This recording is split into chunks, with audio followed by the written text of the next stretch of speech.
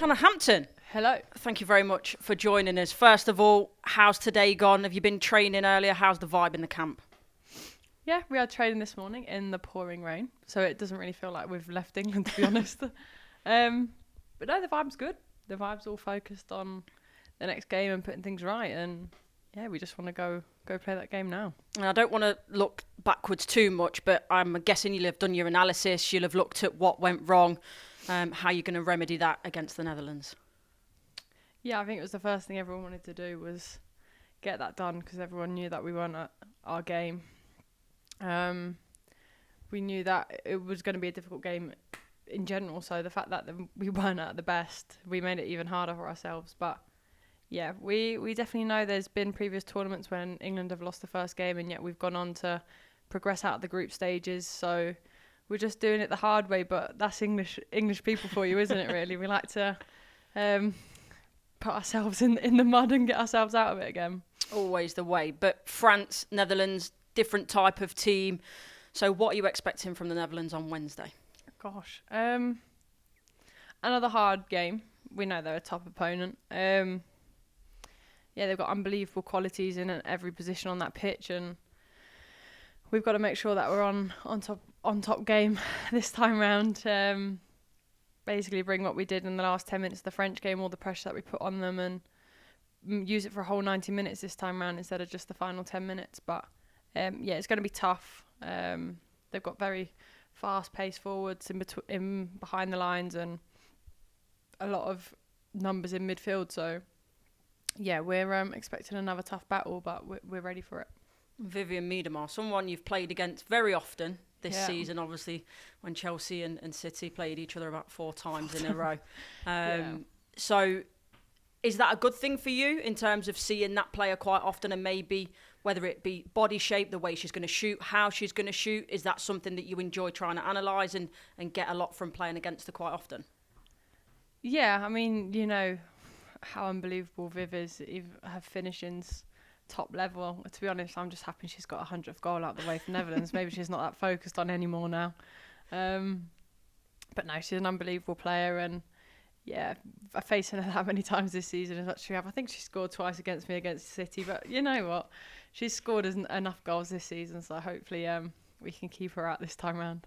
And I just want to talk about you in terms of how you're feeling coming into this major tournament, and number one, how proud are you of yourself for that? And is there any differences that you feel coming into it that you, with that number one, there's maybe a little bit more pressure?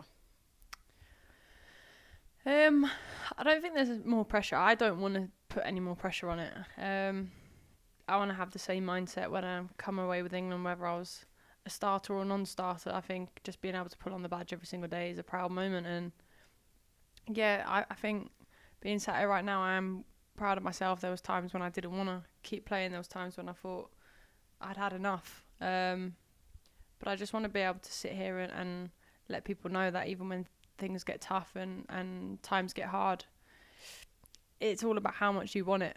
I knew what I wanted to go achieve. I knew what I wanted to strive for, and being sat here right now is helping me get to where I want to be.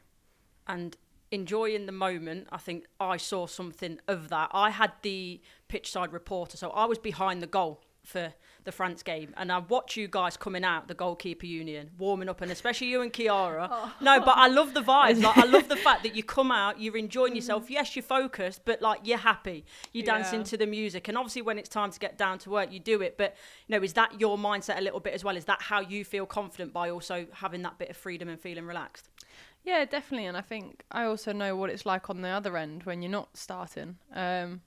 So you want to make it lighthearted. You want to get everyone involved in being at their first major tournaments, both of them. And yeah, I found it hard in previous tournaments actually being involved. And in that keeper group, you've got to be. Like, it's such a tight-knit group, and you're away from the rest of the team for every single training session for a period of time. So when the vibes aren't good in the keeper union, it's a hard 6-7 weeks, however long we're away. So yeah, I want to encourage them to just be themselves. You know what Kiara's like. She's a bundle of joy, and I think she's everyone's little sister. They all take her under a wing, but no, she definitely brings out my normal side that I don't show that often around this group. So yeah, she brings me out and gets dancing to all those tunes. And talk to me about the goalkeeper union. You mentioned it briefly there, but you're right, it's so important. You spend a lot of time away from the rest of the squad. So when it is happy and when it is functioning well, how important is that, obviously for you guys, but the rest of the team as well?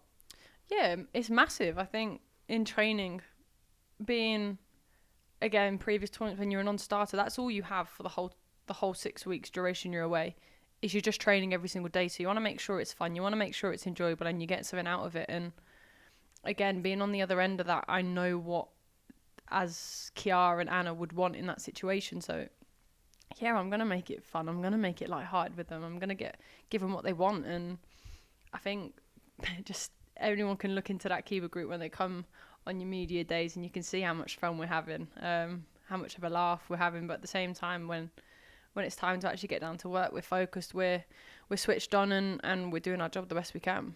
I just wonder, how long has it taken you to grow that mindset? Because I think from an outside perception, or even within the game, sometimes you can think, it has to be really serious. Everyone has to be always switched on, and that's the only way to do it. And I was watching some of the clips that your media guys, the Lionesses Instagram, put out, and you said, and I loved it, we're kicking an inflatable around. And like we were having a similar conversation about our job in the media as well. Like, you have to be serious, and obviously you're bringing people a service, but also we're not saving lives. So how difficult has it been to find the middle ground?